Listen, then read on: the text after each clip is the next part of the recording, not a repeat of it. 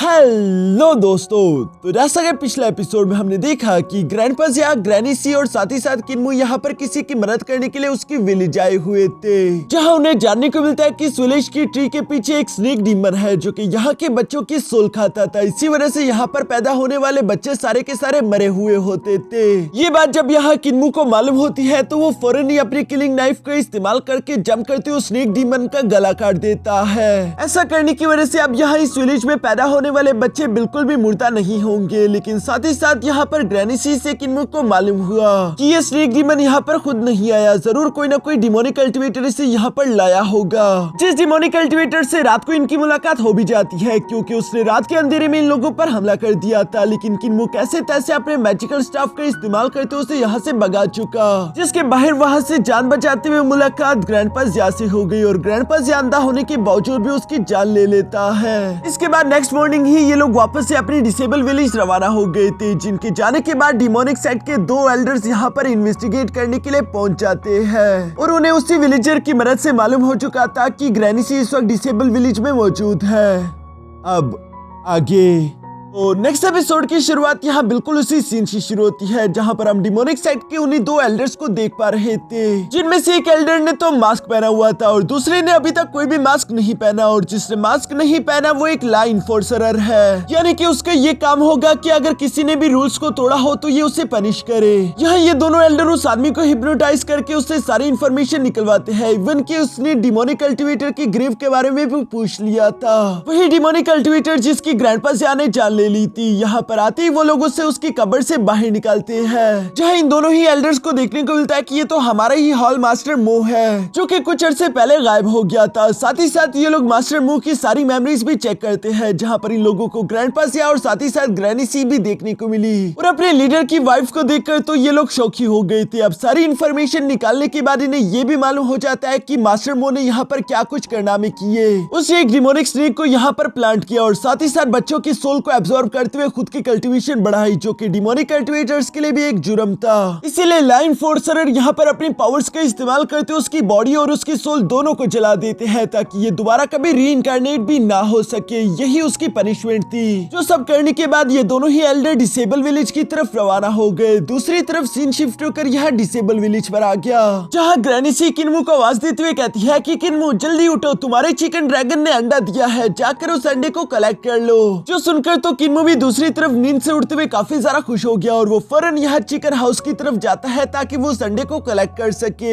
जहाँ पहुंचते ही जब किन्मू ने अपने सामने मौजूद उस अंडे को देखा तो वो सरप्राइज होते हुए कहता है कि वाह, ये अंडा कितना बड़ा है, ये तो कमाल हो गया, उस ड्रैगन चिकन को लाकर मैंने बहुत अच्छा काम किया। लेकिन ये सब कहते हुए जब किन्मू ने उस अंडे को उठाने की कोशिश करी तो तभी अचानक उसके पीछे वही खूंखार ड्रैगन चिकन आ जाती है, जिसने किन्मू को अपना अंडा चोरी करने के जुर्म में काफी बुरी तरीके से और साथ ही साथ फनी तरीके से पीटना शुरू कर दिया था। यहाँ पर हम देखते हैं कि किन्मू की उसने ऐसी धुलाई कर दी थी कि किन्मू बेचारा खुद भी यही सोच रहा होगा कि पता नहीं इस एनिमे का हीरो मैं हूँ या फिर ये। ग्रैंडपा बुचर भी यहाँ पर किन्मू का तंदूरी चिकन बनता हुआ देखकर उस पे हंसते हुए कहता है कि किन्मू तुम तो सिर्फ एक चिकन को भी नहीं हरा पा रहे, फिर तुम आखिर फ्यूचर में और क्या ही कारनामा करोगे। जो सुनकर किन्मू को भी जोश चढ़ गया और वो फौरन से खड़ा होते हुए कहता है कि आज की इस बेइज्जती को मैं बिल्कुल नहीं भूलूंगा और मैं ट्रेनिंग करने के लिए बाहर जा रहा हूँ, कोई ना कोई अच्छी टेक्निक सीख कर ही वापस आऊंगा ताकि आज नहीं तो कल मैं इस ड्रैगन चिकन से अपनी बेइज्जती का बदला लेकर इसे तंदूरी चिकन बना दूं। दूसरी तरफ किन्मू को यू विलेज से बाहर जाता हुआ देखकर तो ग्रैनी सी को भी उसके लिए फिक्र हो रही थी। इसके बाद सीन शिफ्ट होकर यह किन्मू पर आ गया था, जहाँ किन्मू चलते चलते विलेज से काफी ज्यादा दूर आ चुका है। अचानक ही किन्मू ने महसूस किया कि शायद उसे कोई फॉलो कर रहा है और उसे ये भी मालूम था कि उसे कौन फॉलो कर रहा होगा, जो कि कोई और नहीं बल्कि ग्रैनी सी ही है, जो कि हिरन का रूप बदल कर यहाँ किन्मू को फॉलो कर रही थी। इसलिए किन्मू भी उसे सामने लाने के लिए ऐसी एक्टिंग करता है जैसे कि वो किसी खड्डे में गिर चुका हो।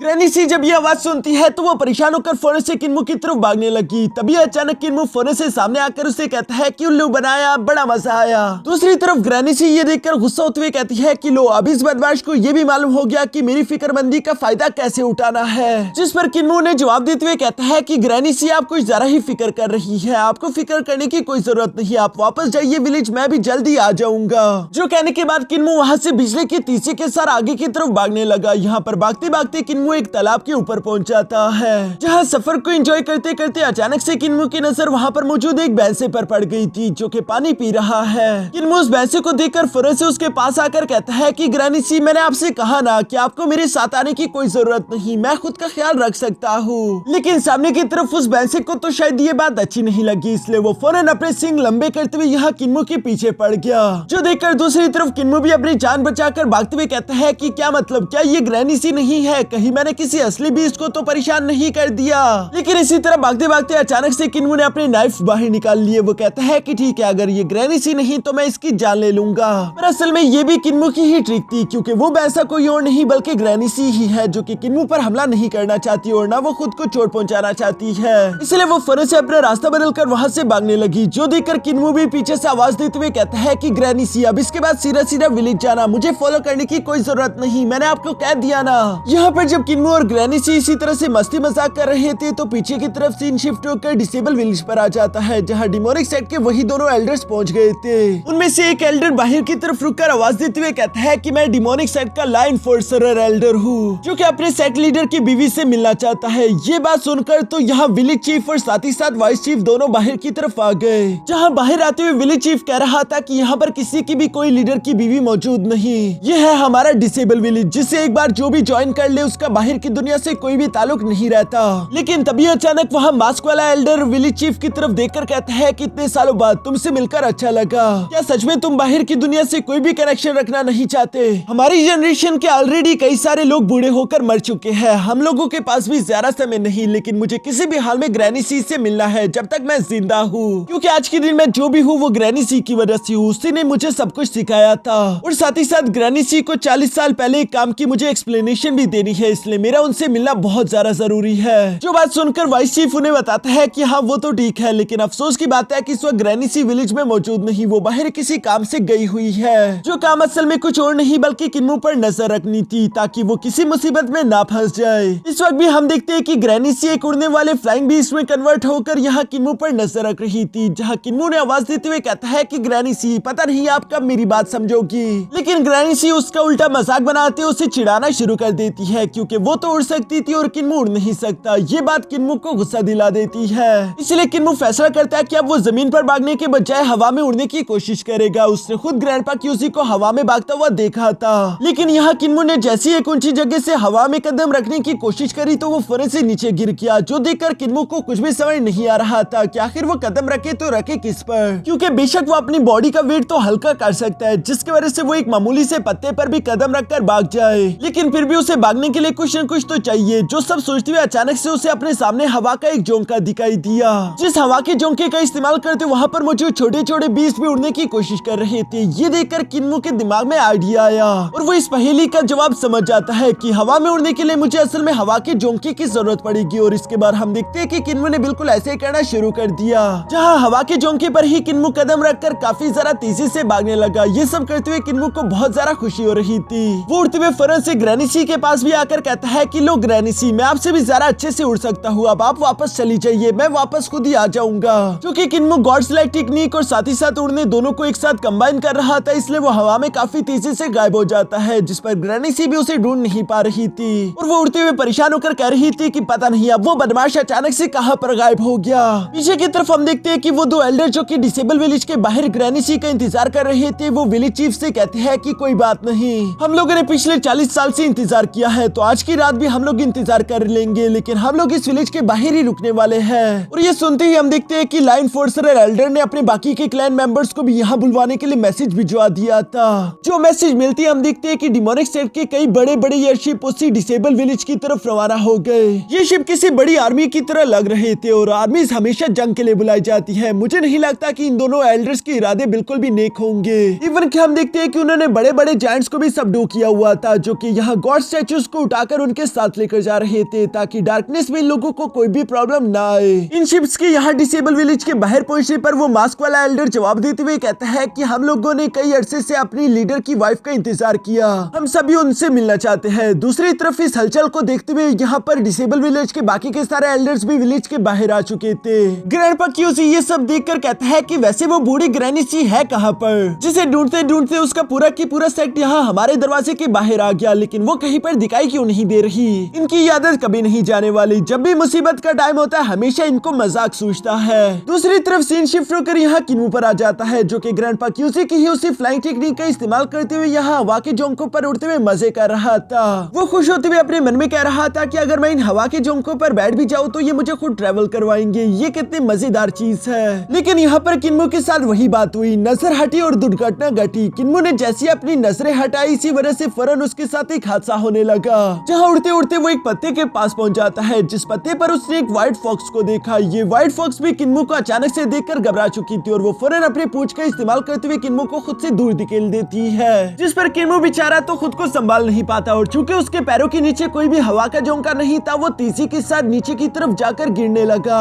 ये देखकर दूसरी तरफ वो व्हाइट फॉक्स अपने मैजिकल लीफ का इस्तेमाल करते हुए फौरन से किन्मू को बचाने के लिए पहुंच जाती है। जहाँ जब किन्मू ने अपनी आंखें खोली तो वो खुद को जिंदा पाकर काफी ज्यादा खुश था। तभी अचानक उसे पीछे से उस व्हाइट फॉक्स की आवाज सुनाई थी, जो कि इंसानों की तरफ बात करते हुए कह रही थी कि आखिर तुम ऊपर से नीचे क्यों गिर रहे थे, जवाब दो। दूसरी तरफ किन्मू तो इस क्यूट से व्हाइट फॉक्स को देखकर घबरा चुका था, वो कुछ भी जवाब नहीं दे पाता। इस पर व्हाइट फॉक्स उससे माफी मांगते हुए कहती है कि प्लीज मुझे माफ कर दो, मैं अपने मैजिकल लीफ पर आराम से सो रही थी, मैंने बिल्कुल भी उम्मीद नहीं करी थी कि कोई भागता हुआ मेरे साथ आकर टकरा जाएगा, इसलिए मैं थोड़ी सी रूड हो गई और मैंने तुम्हें खुद से दूर धकेल दिया, मेरा तुम्हें चोट पहुंचाने का कोई भी मकसद नहीं था। जो सुनकर दूसरी तरफ किन्मू भी माफी मांगते हुए कहता है कि मुझे भी माफ कर दो, मेरी गलती थी क्योंकि मेरे सामने की तरफ ध्यान नहीं था। वैसे मुझे ये बात समझ नहीं आई कि तुम आखिर विंड को कैसे कंट्रोल कर सकती हो, क्योंकि जहाँ तक किन्मू की बात थी तो वो तो सिर्फ हवा के झोंकों पर ही भाग सकता था। ये सुनकर दूसरी तरफ वो व्हाइट फॉक्स अपने पूंछ के अंदर से फौरन एक बुक बाहर निकाल लेती है, जिस बुक को लेकर वो किन्मू के हवाले करते हुए कह रही थी कि इसी बुक की पिक्चर्स का इस्तेमाल करते हुए मैंने थोड़ी बहुत इस विंड कंट्रोलिंग टेक्निक को सीखा, लेकिन चूंकि मुझे पढ़ना नहीं आता तो मैं इस बुक के अंदर मौजूद स्पेलों को पढ़ नहीं पा रही और इसी वजह से मुझे उन पिक्चर्स को देखकर जितना समझ आया मैंने सिर्फ उन्हीं टेक्निक्स का इस्तेमाल किया, जहां पर मैं अपनी तीनों पूंछों को पंखे की तरह जोर से घुमाते हुए एक पत्ते का इस्तेमाल करके हवा में उड़ सकती हूँ। लेकिन तुम तो कमाल के हो, क्योंकि तुम बिना किसी पत्ते के हवा पर ही भाग रहे थे, ये चीज मुझे पसंद आई। तुम ऑलरेडी टैलेंटेड हो, साथ ही साथ तुम्हें विंड कंट्रोलिंग भी थोड़ा बहुत आता है, तो क्यों ना तुम इस बुक को पढ़कर मुझे भी बताओ और मुझे भी सिखाओ कि ये टेक्निक कैसे परफॉर्म करते हैं। यहाँ वो व्हाइट फॉक्स इतनी ज्यादा क्यूट तरीके से ये सब बोल रही थी कि किन्मू बेचारा उसे मना नहीं कर पाता, इसलिए वो जवाब देते हुए कहता है कि ठीक है, मैं ये बुक तुम्हारे लिए पढ़कर सुनाता हूँ। जो कहती है किन्मू ने यहाँ पर उस बुक के स्पेल को पढ़कर उस व्हाइट फॉक्स को सुनाना शुरू कर दिए थे और उसके जितने भी डाउट्स थे वो सारे के सारे क्लियर कर दिए।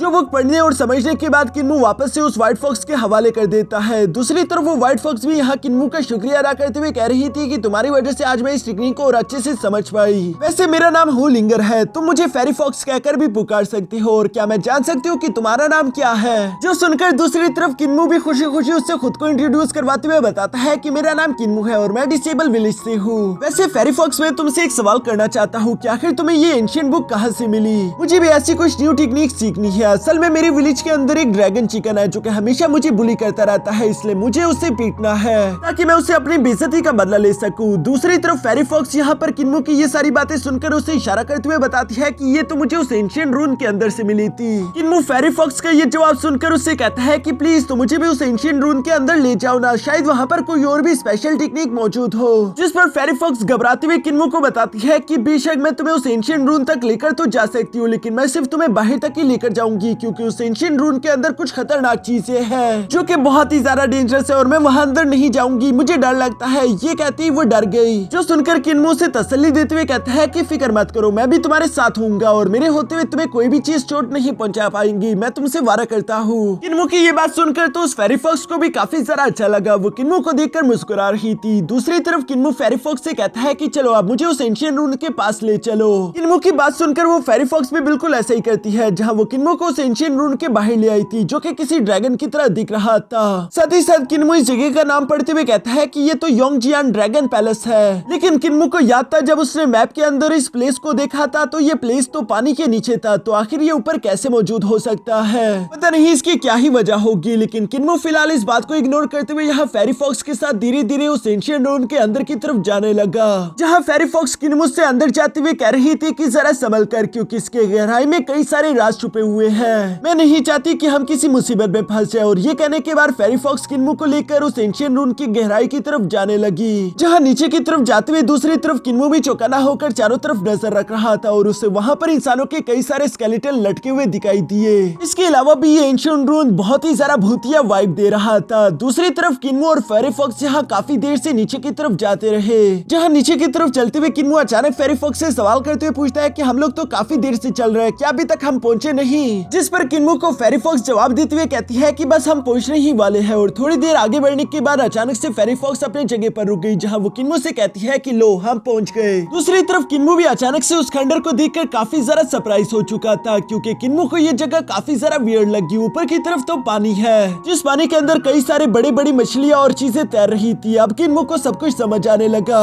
कि असल में ये योंगजियान ड्रैगन पैलेस पानी के नीचे ही मौजूद है, जो पानी नीचे नहीं आ रहा क्योंकि यहाँ पर मौजूद मैजिकल पिलर्स उस पानी को हवा में लटकाए हुए थे। और इस पैलेस की ओपनिंग उस पहाड़ पर थी, जिससे ये लोग अंदर की तरफ इंटर हुए थे। इससे पहले किन्मो ने पानी को इस तरह से हवा में तैरता हुआ और बिल्कुल भी नीचे ना गिरता हुआ कभी नहीं देखा था, इसलिए वो भी थोड़ा सा सरप्राइज था। तभी अचानक सामने की तरफ फेरी फॉक्स किन्मो को आवाज देते हुए कहती है कि इधर आओ। ये वो जगह है जहाँ पर मुझे वो एंशिएंट बुक मिली थी, जहाँ जाने पर किन्मो को अपने सामने एक बहुत बड़ी पिक्चर देखने को मिलती है, जिस पिक्चर में उसने देखा कि कई सारे इंसान और अलग अलग बीस्ट यहाँ मिलकर बैठते हुए खाना खा रहे थे। जो देखकर किन्मो मुस्कुराते हुए कहता है कि जरूर ये पुराने समय की एक पिक्चर होगी, तब इंसान और डिफरेंट रेस मिलकर रहा करते थे, बिल्कुल मेरे और मेरे जायंट एप टाइटन बीस्ट की तरह। यहाँ जब किन्मो ये सब बोल ही रहा था, तभी अचानक कुछ चमगादड़ तेजी के साथ इन लोगों के ऊपर से गुजर गई, जिन्हें देखकर फेरी फॉक्स तो बहुत ज्यादा घबरा चुकी थी और वो फौरन से किन्मो के पीछे आकर छुप गई। फेरी फॉक्स को अब डर लगने लगा था, लेकिन दूसरी तरफ किन्मो अभी भी उस एंशिएंट टेंपल को पूरी तरीके से देख रहा है, जहाँ डिस्कवर करते करते ये लोग एक अजीब से दरवाजे के पास पहुंच गए थे, जिस दरवाजे के आर पार किन्मो को कुछ भी दिखाई नहीं दे रहा, क्योंकि दूसरी तरफ बहुत ज्यादा फॉग मौजूद है और इस फॉग के अंदर से बहुत ही अजीब अजीब आवाजें भी आ रही थी, जिन्हें सुनकर फेरी फॉक्स तो फौरन से किन्मो के पैर से चिपक गई। लेकिन किन्मो सोच रहा था कि पता नहीं आखिर ये आवाज किस चीज की होगी, जिस आवाज में दर्द सुनाई दे रहा था। किन्मो को लगता है कि शायद इस फॉग के पीछे कोई बहुत ज्यादा तकलीफ में है, जिसे हमारी मदद चाहिए, इसलिए हम देखते हैं कि वो उस फॉग के अंदर जाने लगा। इवन कि फेरी फॉक्स तो किन्मो को अंदर जाने से मना कर रही थी कि वहाँ पर मत जाओ, वहाँ पर कुछ डरावना भी हो सकता है। दूसरी तरफ हम किन्मो को देखते हैं, जो कि फॉग के अंदर आने के बाद कुछ भी नहीं देख पा रहा था, इसलिए हम देखते हैं कि उसने फौरन से अपनी गॉड आइज एक्टिवेट कर ली,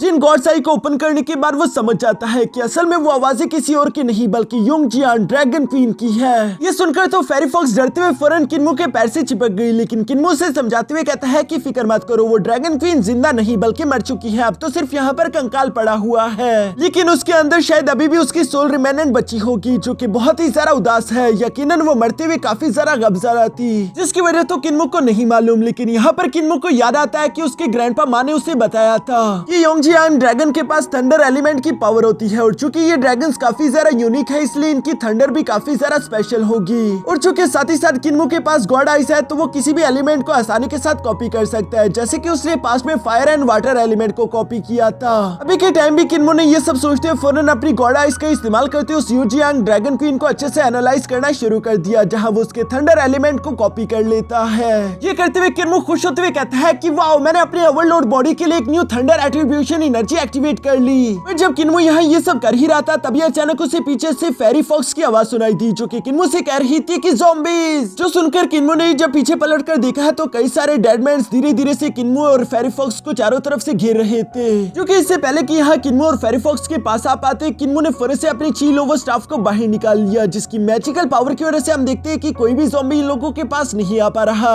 क्योंकि इस मैजिकल स्टाफ में ये एबिलिटी थी कि ये इवल एनर्जी को अपने पास आने नहीं देता, और इसी वजह से वो ज़ॉम्बीज यहाँ किन्मो के पास नहीं आ पा रहे। जो करने के बाद किन्मो सोचने लगता है कि वैसे मुझे ये बात तो मालूम हो गई कि वो ड्रैगन क्वीन गमज़दा थी, लेकिन आखिर वो गमज़दा क्यों है, मुझे इस बात का पता लगाना है। जो सब सोचते हुए जब किन्मो उस ड्रैगन क्वीन के स्केलेटन की तरफ बढ़ने लगा, तो उसे इसका रियल रीजन जानने को मिलता है। वो देख पा रहा था कि ड्रैगन क्वीन के स्केलेटन के अंदर एक क्रिस्टल है, जिस क्रिस्टल के अंदर एक और छोटा सा ड्रैगन बेबी कैद था, जबकि साथ ही साथ उस ड्रैगन बेबी के अंदर किसी ने तलवार गुंसाई हुई थी, और शायद इसी तकलीफ की वजह से ड्रैगन क्वीन मरने से पहले इतनी ज्यादा गमज़दा थी। और यहाँ इसी सीन के साथ हमारा ये एपिसोड यहीं पर खत्म हो गया।